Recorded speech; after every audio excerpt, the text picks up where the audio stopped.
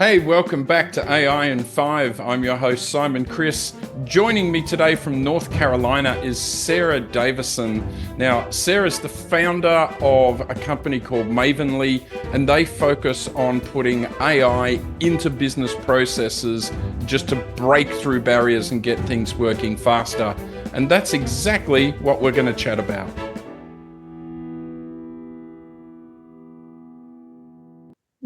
Hi, Sara, and welcome to AI in 5. Great to have you on the show.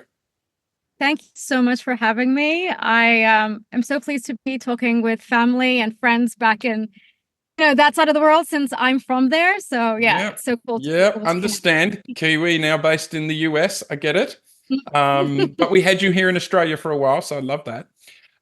Let's jump right in. We've only got 5 minutes. You do quite a lot of work in a couple of different areas with companies, but particularly around helping them embed AI into processes, right?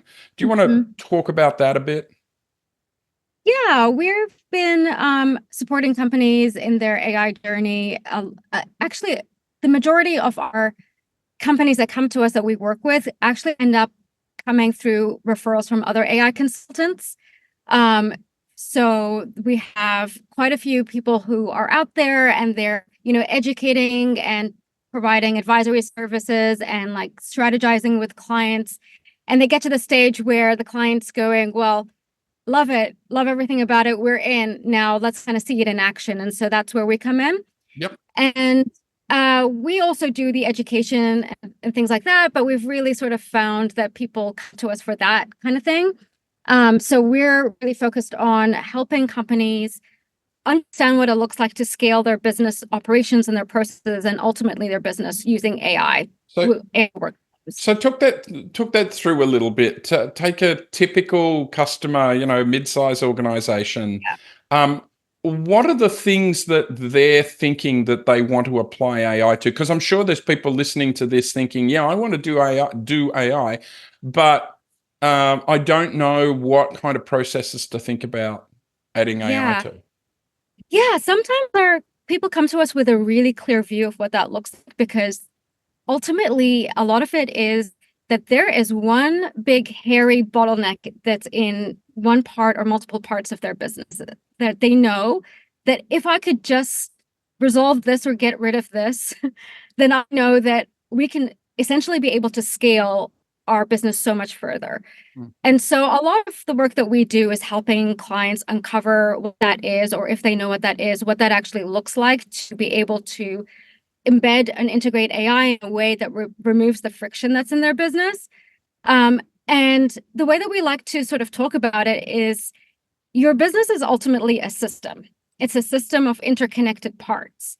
And when you want to add AI to a process or to a workflow, you have to consider the downstream effects of that because AI is ultimately going to be adding scale, like volume into your business.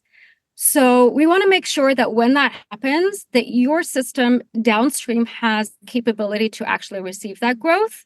And part of how we do that is that we work ultimately, first of all, with AI to remove the friction in that process. So that could look like a lot of different things. As an example, one client that we're working with right now, they're in professional services and we're helping them essentially be able to become an AI-fied company. But part of their deliverables as a service-based business in that real kind of advisory tier is that they do a lot of like strategy, work with customers. So they go through a discovery process. They start to understand all the different elements of their client's business, and then they develop a strategy. There's a lot of documents, a lot of like synthesis of those documents, a lot of thinking behind that, a lot of toing and froing. And essentially, we're helping them remove the friction that's in that process. So a 2 to 3 week manually, human-led process turns into a 2 or 3 day process. Yeah. And that's an example of how we can kind of really give them their time back by implementing an AI workflow that removes the friction in that process. And Okay. now suddenly they've got an additional 2 to 3 weeks that they can utilize their human, sort of resources to get more clients or to expand in different directions. Do different things. Are you seeing anybody just doing really basic stuff like I want my email to get sorted and flow better to the right people or things like that? Absolutely. Like, are there simple use cases that are still winning? Because that's how it was when we kind of started out. Yeah, I have a client that just came to us last week that said one of their staff members spends 70% of their time on email. And so there's all of these like little tiny processes that actually add up, at the end of the day. And so yes, we're ultimately it's I believe it's in those little, use cases that kind of add up Yep. that actually give you the bigger win at the end of the day in terms of if you're able to, systematically remove that or remove the friction in those processes for someone, that can give you a big win. Fantastic. Well, we're at time, but I always love to ask everybody that comes on the show, what's your one big tip that you would give to somebody just starting their AI journey? It might be personal or work. What's the big tip? My big tip is to do your best because it could be very overwhelming and you feel like you want to be doing everything and trying everything out.